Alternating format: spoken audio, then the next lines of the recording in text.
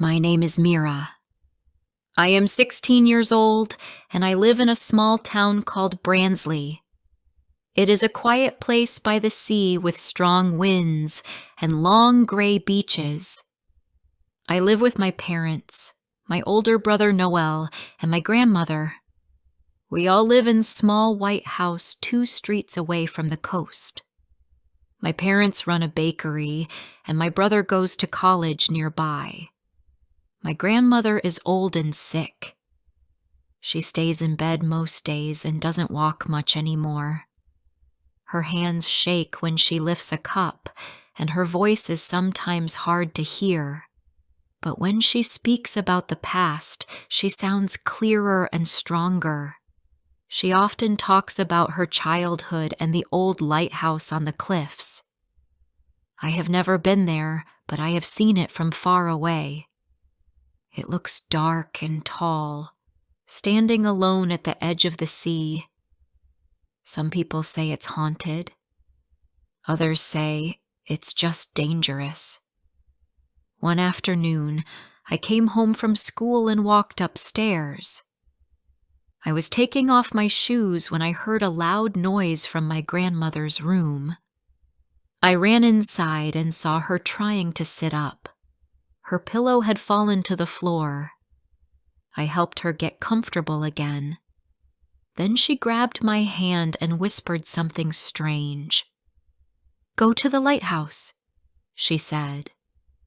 "Bring me water from the barrel. It's still there." I didn't know what she meant. "What barrel?" I asked. She closed her eyes for a moment, then opened them again. "Behind the lighthouse. There is a barrel. I need water from it." Her voice was quiet, but serious. I looked at her and nodded. "Okay," I said, but I was confused. Later, I told my mother what happened. She gave me a tired smile. "She's not thinking clearly," she said. "That place is far and not safe. There's no barrel there. She just remembers it from many years ago." My mother poured a glass of clean water from the tap and brought it to her. But my grandmother didn't drink it. "That's not the right water," she said softly. "Please. The lighthouse water is different." That night, I couldn't stop thinking about what she said. I knew she wasn't strong anymore, and maybe her mind was not always clear. But something in her voice stayed with me. She believed the water from the lighthouse would help her. Maybe she didn't need it for her body. Maybe she needed it for her heart. The next morning, I talked to Noel. We were in the kitchen, eating toast. I told him about the barrel and the water. He raised his eyebrows. "You want to go there?" he asked. I nodded. "It matters to her," I said. "Even if the barrel is not real, maybe she just needs to believe it is." Noel didn't answer right away.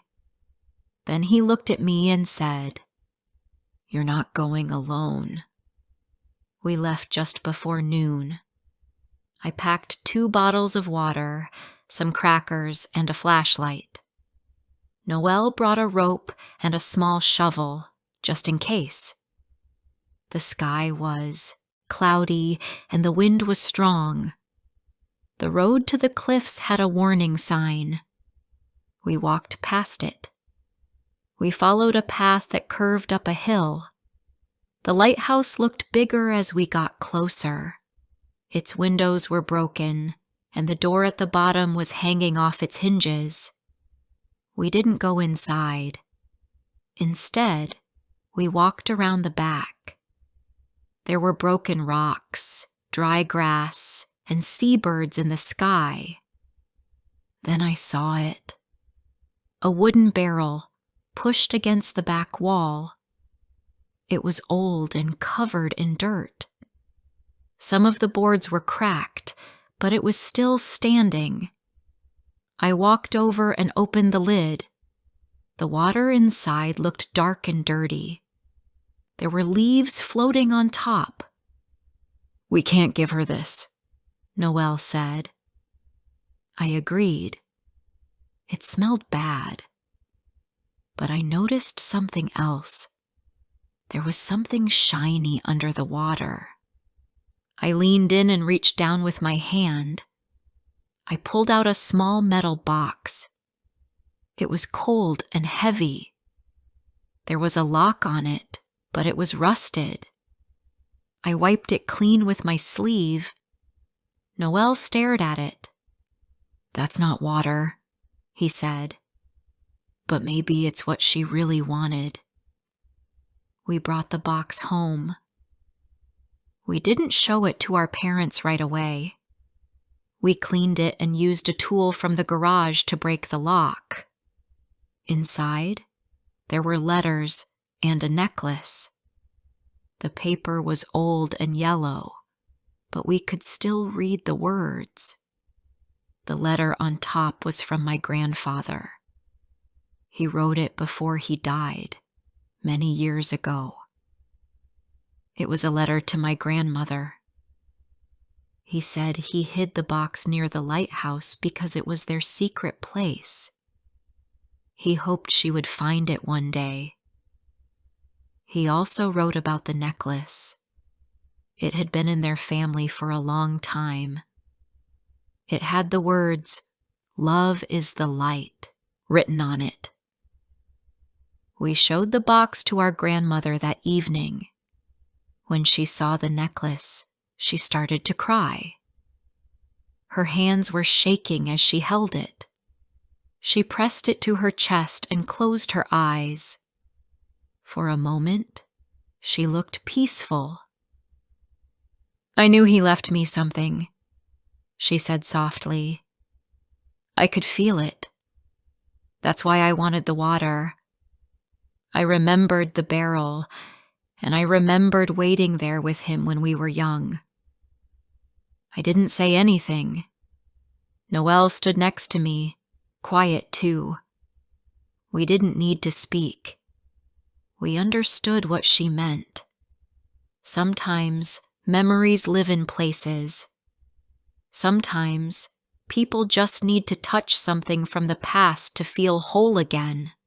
That night, the house felt different. My grandmother was still sick, but she smiled more. She looked out the window and whispered something about the wind and the sea. I listened carefully. The waves were louder than usual. Or maybe I was just paying more attention. Before I share the rest of my story, could you please tell me where you're from? It gives me strength to know there's someone out there who listens to me, who understands me. It means a lot to me. For a few days after we found the box, my grandmother seemed better. She still stayed in bed, but her voice sounded stronger. She smiled when she touched the necklace. She asked me to read the letters to her. I sat beside her and read slowly, one letter each day.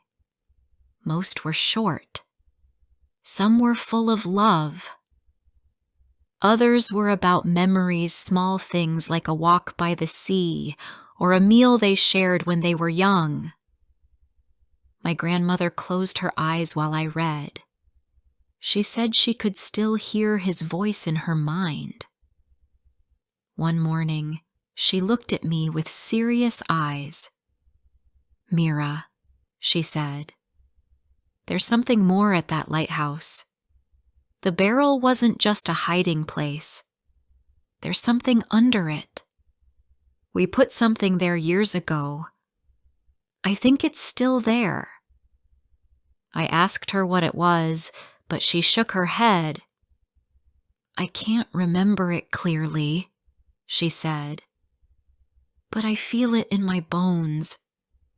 It's calling me. I told Noel what she said. He didn't like it. We already went once, he said. We found the box. Isn't that enough? I understood his worry, but I couldn't stop thinking about it.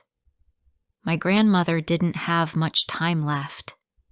If there was anything else out there, I wanted to find it for her. We don't have to go far this time, I said. Just move the barrel. Check the ground. Noel agreed, but not right away. He waited until the weekend when he didn't have class. We left in the morning. This time we didn't pack much. We brought water and gloves, and Noel carried the shovel again. The sky was clear, but the wind was cold. It pushed against our backs as we walked. The path was the same, but the mood was different. The lighthouse looked less scary now. It felt like a place that belonged to us somehow. We walked around the back and found the barrel again. It was still there, but one side had broken more since our last visit. Noel touched it and shook his head. It's falling apart, he said. Let's move it before it breaks on its own. We pushed it aside and placed it on the ground. It was heavy, but together we managed. The ground beneath was hard. It didn't look like anything special, just dirt and small rocks.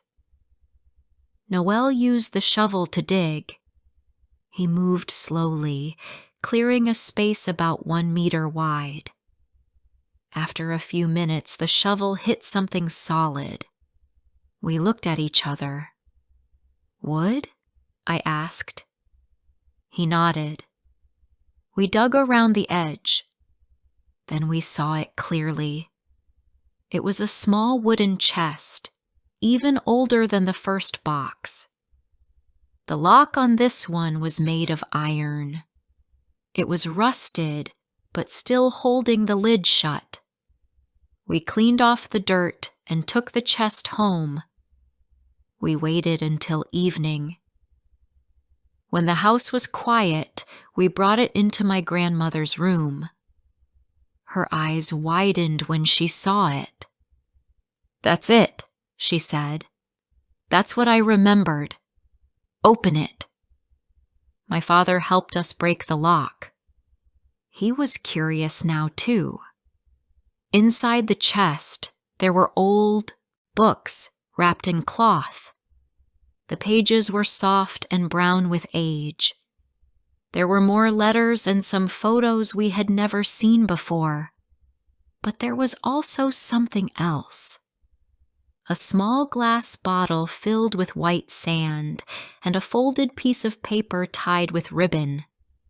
The paper was marked with a symbol, a star with a circle around it. My grandmother held the bottle in her hand.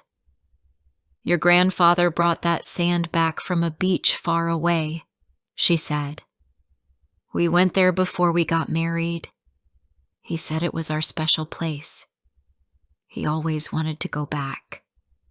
But life got busy. And then he got sick. We opened the ribbon and read the paper. It was a map. Not of the town, but of the coastline. There was a mark near the bottom of the cliffs, below the lighthouse. My grandmother nodded when she saw it. That's where he wanted to build something. A small room for his art. He painted, you know. But he didn't get the chance. My brother and I looked at each other. Do you think it's still there? I asked. Noel didn't answer right away. Then he said, There might be something down there, but the cliffs are steep. We'd need ropes. It could be dangerous. My grandmother touched my arm. I don't want you to get hurt, she said. But if you go, you'll find his last work." That night, I couldn't sleep. I thought about the map and the bottle of sand. I imagined my grandfather painting near the sea, listening to the waves crash against the rocks. I wanted to see what he had made. I wanted to bring a piece of it back to her. The next day, Noel and I prepared for the climb. He found an old rope in the garage and tested it. I wore strong shoes and brought gloves. We went back to the lighthouse in the afternoon. The sun was bright and the sea was loud. We walked carefully along the edge of the cliff until we reached the spot marked on the map. There was a narrow path going down. It looked like it hadn't been used in years. We tied the rope to a metal post and took slow steps downward. The ground was rough and full of loose stones. Halfway down, Noel pointed to a small opening in the rock.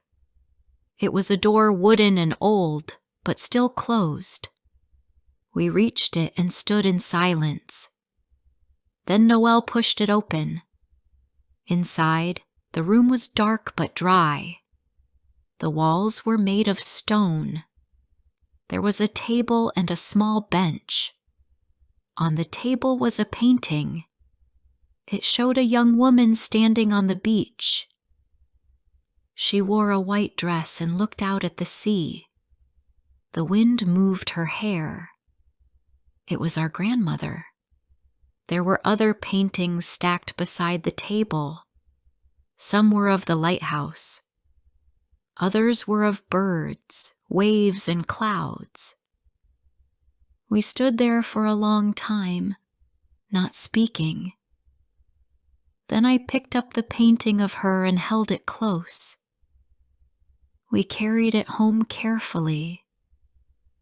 When we showed it to our grandmother, her eyes filled with tears. "He painted this the day he asked me to marry him," she said. "He said I looked like part of the sea." I couldn't stop looking at her face. There was joy and sadness mixed together. She held the painting in her lap for the rest of the day. That evening, she asked us to place it on the wall beside her bed. "I want to see him when I wake up," she said. That night, she slept better than she had in months. She didn't wake up coughing. She didn't call out in fear. She just rested, quiet and calm. I sat in a chair beside her bed and listened to her breathing. I knew she was still sick, but something had changed. She had found a piece of her past, and it gave her peace. I felt proud that we had helped her. I knew we had done something important. In the morning, she asked for the necklace again. She wore it while we ate breakfast in her room. She smiled at everyone. Even my father, who didn't always show his feelings, sat beside her and held her hand. We never told many people about the paintings. They stayed with us. My mother cleaned them and put them in wooden frames. Some went into the living room.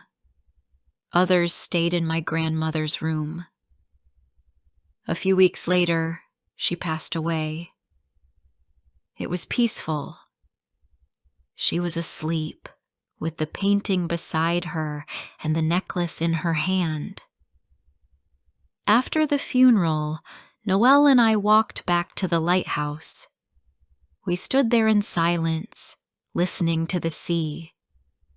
The wind blew around us, but it didn't feel cold anymore. The lighthouse didn't look scary now. It felt like part of our story, a place full of memories, not ghosts. I knew I would come back again. Maybe one day I would bring my own children here and tell them about the old barrel, the hidden letters, and the painting by the sea. After my grandmother passed away, the house felt quiet in a new way. Her bedroom still smelled like her hand cream and soft pillows. The necklace stayed on her table, next to the folded letters and her glasses. We didn't move anything for a long time. My mother said we should let her room rest for now. Everyone in the house felt the difference. My father stopped turning on the radio in the morning. My mother moved slower when she walked around the kitchen. Even Noelle stayed home more often than before. I spent a lot of time thinking about what happened. The lighthouse had changed something inside me. Before, I didn't care much about old places or quiet stories. But now, I understood how memories stay in things. I understood how people hold on to moments, even when they can't explain why. My grandmother had carried her memory of the lighthouse through her whole life, and we had helped bring it back to her in the end. One Saturday, I woke up early. The sun was shining, and the wind had stopped for once. I made tea and sat by the window. I could see the top of the lighthouse from my chair. It didn't look far. I started to wonder what would happen to it. The lighthouse wasn't working, and no one took care of it anymore. But it had become part of our story.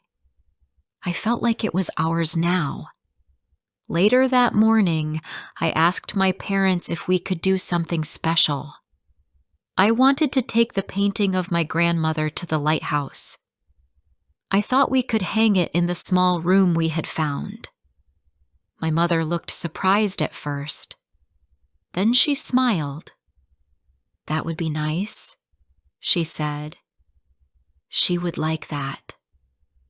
Noelle agreed to come with me. He carried the painting in a cloth bag, and I brought a few candles and some tools. We walked slowly and talked about our grandmother. We remembered how she used to tell us bedtime stories when we were little.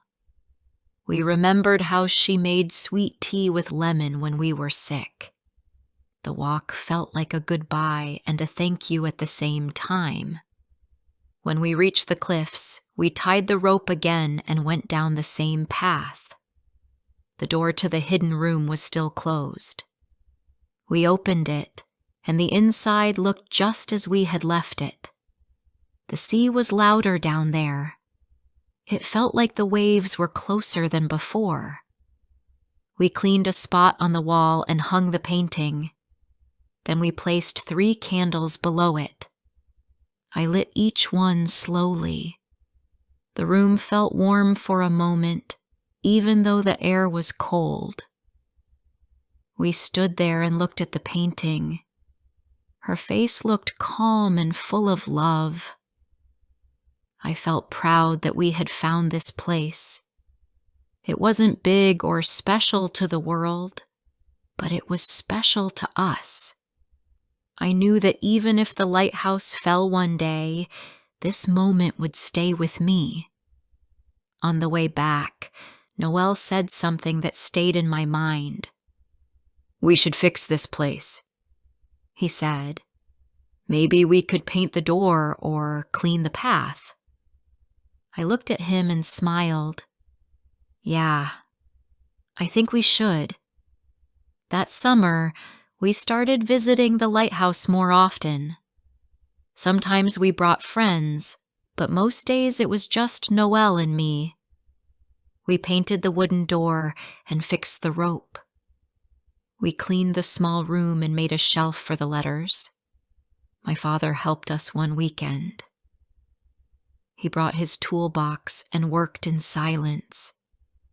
When he saw the painting again, he touched the frame and nodded without speaking. People in town started to hear about what we were doing. One of my teachers asked me about it. She said it sounded like a good project. A few weeks later, someone from the local news came to talk to us. They wanted to write a small story about the lighthouse. My mother was nervous about it, but she agreed. The story was short but kind. It talked about a family keeping memories alive. It showed a photo of the painting and the room we fixed. After that, more people started asking about the lighthouse. Some wanted to visit. Others offered help. A retired builder came and helped us fix a window. A woman who painted seabirds donated some art for the wall. The lighthouse was becoming something more. Was not just a quiet place anymore. It was a place full of stories and care. Some people brought old objects they found in their houses. A small group of teenagers helped clean the cliff path. We even placed a guest book near the door. Visitors wrote short notes and thank you messages. One message said, "This place made me feel peaceful. Thank you for sharing it." I started spending more time there on my own.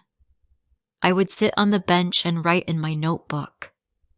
I wrote about my grandmother, my dreams, and the sea. I started writing stories. Some were true. Some were made up. But they all started at the lighthouse. It became my place to think and breathe. One afternoon, a girl my age came by. Her name was Clara. She had heard about the lighthouse from a friend. She sat with me and we talked for hours. She asked about my grandmother and about the first time we came here. She told me her grandfather used to be a sailor. He died before she was born, but her mother said he loved lighthouses. Clara said this place helped her feel close to him. After that, she came often. We cleaned and painted and talked about everything. I showed her the old letters, and she helped me read the ones that were hard to understand. She became part of the lighthouse story too. It's been a year since we found the barrel. My grandmother has been gone for 12 months, but I feel her with me often. I feel her when I walk down the cliff path. I feel her when I light the candles in the small room. I feel her when I hear the wind whisper past the tower. Our house is brighter now. My mother plays music in the kitchen again. My father bakes more often and jokes with Noel during breakfast. We still miss her, but we don't feel lost. We feel connected to her through the things we built and the stories we share. Sometimes people ask me why I care so much about the lighthouse. I don't always know how to answer. I usually say it's a place where my family's story lives. But really, it's more than that. It's a place where love stayed hidden and then was found again. It's where memories waited in a barrel and came back to life. It's where we brought peace to someone we loved, just in time. When I walk home from the lighthouse, I often stop and look back. The wind hits my face, and I hear the waves below. The lighthouse stands tall, quiet, and strong. It's not broken. It's not forgotten. It's part of us now. I hope you have enjoyed the story. Like and comment if you want to hear more soon.